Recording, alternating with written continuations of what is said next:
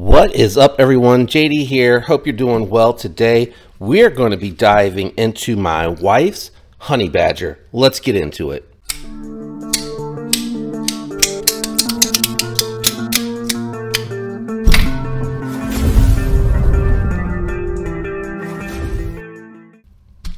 All right, so I left it in the box because I cleaned and oiled it for her, and I was going to ask her if she wanted to do some of the colorway options that they have, because one of the interesting things about honey badger knives is that they actually offer colored G10 scales and backspacers. So we looked at a few of them, but she did not like the fact that, at least if I recall correctly, the honey badger G10 scales don't have the honeycomb on them. And one of the nice things about the honeycomb, in my opinion, for her with the smaller hands, is that's going to give her a little bit more texturing for whenever she needs to use her knife. All right, so what we're going to do is we're just going to run through some size comparisons, and we're going to talk a little bit about her knife. First, we're going to bring out the Civivi Elementum 2 button lock. As you can see, the medium honey badger is a little bit bigger, and then we're going to bring out the Praxis, and as you can see, the Praxis is a larger knife.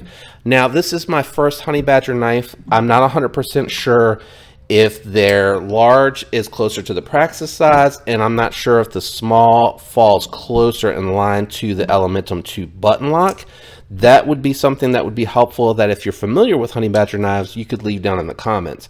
Just a real quick reference for the thickness profile against these two. You can see it's about the same thickness as the Elementum 2 button lock, and it does have contoured scales.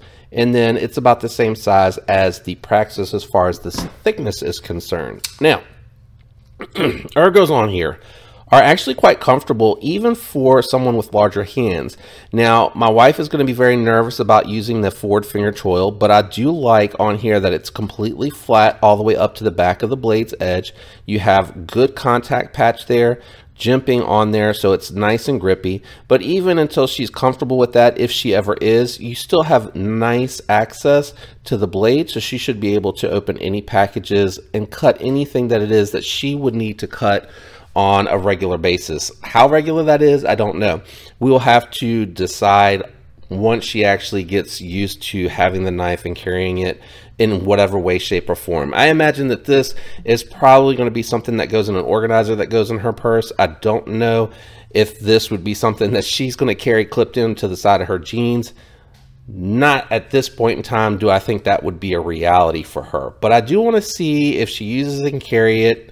I am going to throw in here towards the end of this her reaction to it. I wanted to try to get that captured in time to include it with the unboxing, but I was not able to, so I will actually be splitting that in here in a little bit. But it does have really good texturing on here. Lots of branding. She didn't say anything about that. For me, I think they probably could have left it on the handle. I don't think that they needed to put it on the blade.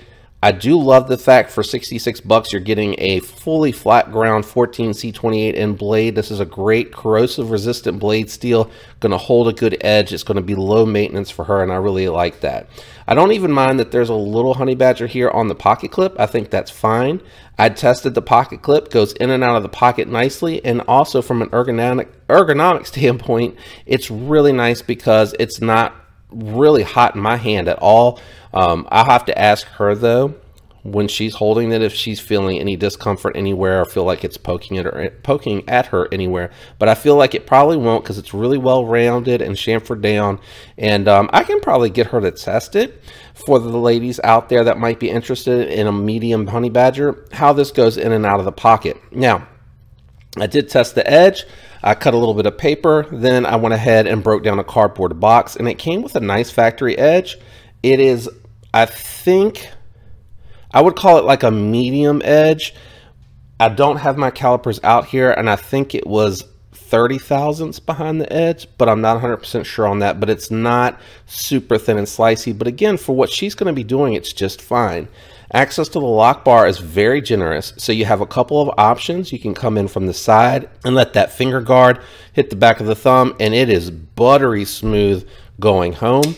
You have jimping on here, so you're able to lay on and slide, take it to the finger guard, and then let it come home. And if you like to pull up, it's really nice access. You're able to get in there nice and easy. Let the finger guard come to your finger and then it'll go home.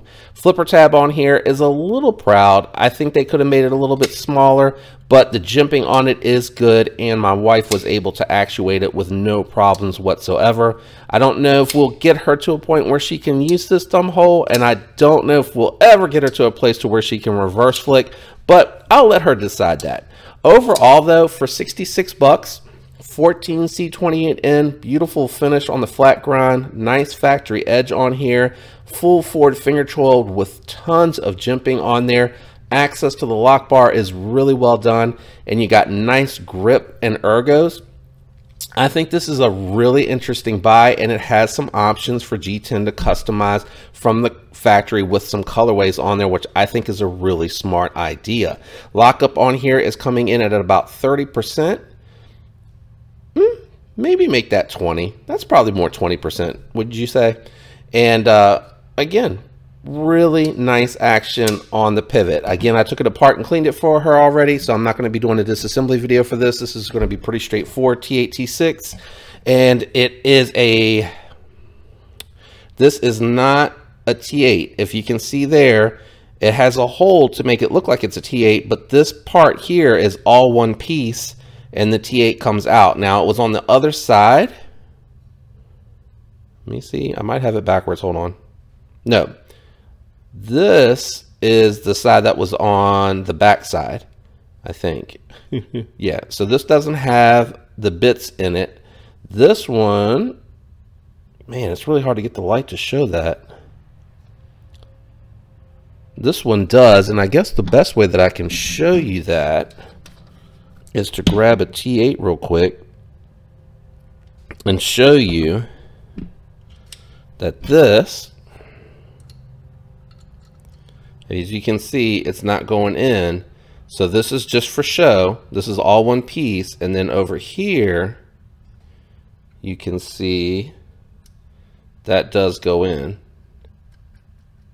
So this is the actual screw and cap. The other side is just for show. I was a little confused by that because it was a little low lighting in the house when I was actually doing this to disassemble, clean, and oil it for her. So I was a little surprised by that. So what I'm going to do at this point is I'm going to kick it over to Past Us, because I'm future now. And we're going to go ahead and reveal the knife to her. At this point, she hasn't seen it.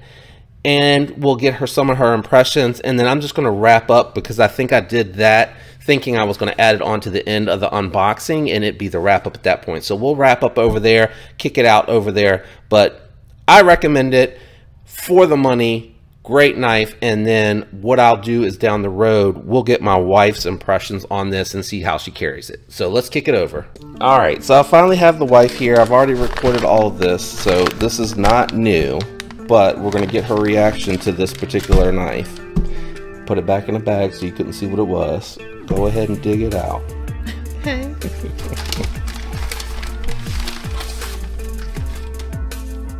Oh, it's a honey badger knife.